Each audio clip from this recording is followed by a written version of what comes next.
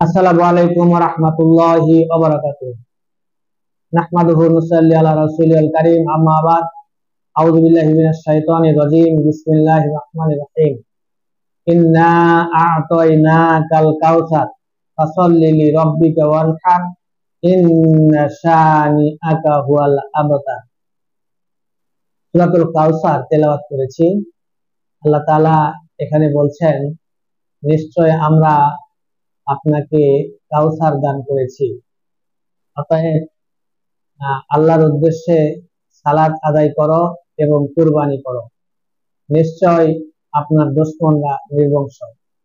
সম্মানিত দর্শক শ্রোতা, সূরাতুল কাউসার তেলাওয়াত করেছি।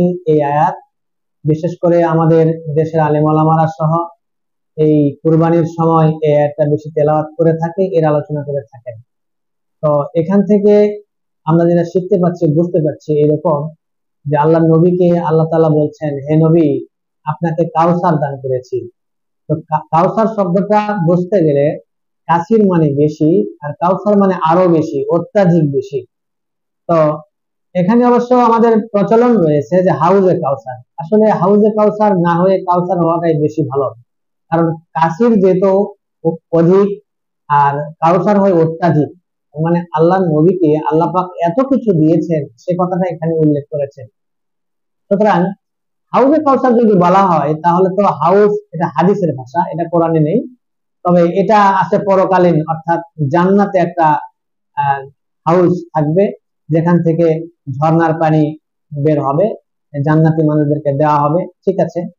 কিন্তু যদি আমরা ওইটা বুঝি তাহলে ইসলামটা পরকালে চলে যায় আর দুনিয়াতে থাকে না, এরকম নাউজুবিল্লাহ। কিন্তু বিষয় হলো, আল্লাহর কাউসার শব্দের অর্থ মুফাসসিরে কেরামরা অনেক কিছু লিখেছেন। কোরআনের নাম কাউসার, নবীর নাম কাউসার, ইসলামের নাম কাউসার, আমরা যেটা কথা বলছি এটা কাউসারের অংশ। সুতরাং এখানে কাউসার মানে অত্যাধিক, মানে এত বেশি দেওয়া হয়েছে। সুতরাং এই কাউসার নিয়ে আমাদের কাজ হবে অনবরত, বিশেষ করে 5 ওয়াক্ত নামাজ সহ আরো বেশি বেশি নফল সালাত আদায় করে এবং কুরবানি করা। ওয়ানহার, এখানে কুরবানি বোঝানো হয়েছে। তো কুরবানিটা আমরা তো বৎসরান্তর একবার করি, কিন্তু আসলে ইসলাম যেটা বোঝাচ্ছে কুরবানিটা বৎসরান্তর একবার নয়। কুরবানি হলো সার্বক্ষণিক কুরবানি, মানে সার্বক্ষণিক কুরবানি করতে হয়, সার দিতে হয়, স্যাক্রিফাইস করতে হয়। সেটা এইরকম কথা বলার কুরবানি, মতামতের কুরবানি, সময়ের কুরবানি, টাকা পয়সা দানের কুরবানি, হ্যাঁ, দেশের বা সমাজের স্বার্থে, বড় স্বার্থের জন্য ছোট ছোট মানে মতামতকে কুরবানি, দান সদকা কুরবানি। কুরবানি কিন্তু এক জায়গায় নয়। আমরা শুধুমাত্র পশু কুরবানি করে ক্ষান্ত হব না, আমাদের কুরবানি হবে সার্বক্ষণিক, টোটাল জীবনের, অর্থাৎ আল্লাহর দিনের জন্য আল্লাহ যে কথা যখন যেভাবে বলবেন বা বলেছেন ঠিক সেই সময় অনুযায়ী সেই কথাটা মেনে নেওয়া, এটাও একটা কুরবানি।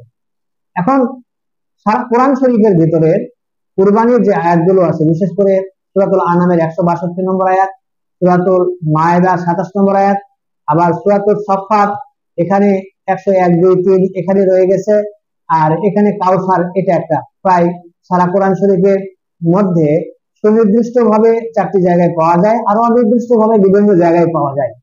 তাহলে আমরা এই বক্তব্য থেকে এইটুকুই বুঝলাম যে কুরবানি মানে শুধুমাত্র ওই গোশত খাওয়া বা পশু কুরবানিটাই কুরবানি নয়। এটা একটা দিনের জন্য পশু কুরবানি, এটা ঠিক আছে, কিন্তু আপনার আল্লাহর হুকুম মানতে যে, আল্লাহর গোলামি করতে যে আপনাকে সারা জীবনের জন্য আল্লাহর গোলামি করতে হয়, এই জন্য আল্লাহর কথা বুঝতে হয়, আল্লাহর কথা জানতে হয়, আল্লাহর কথা জানা বোঝা, এটাও একটা কুরবানি।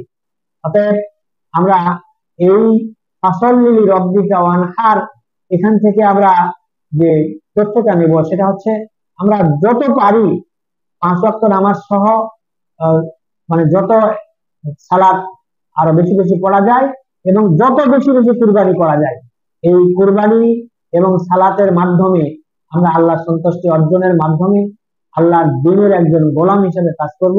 আল্লাহ তাআলা আমাদেরকে কবুল করুন।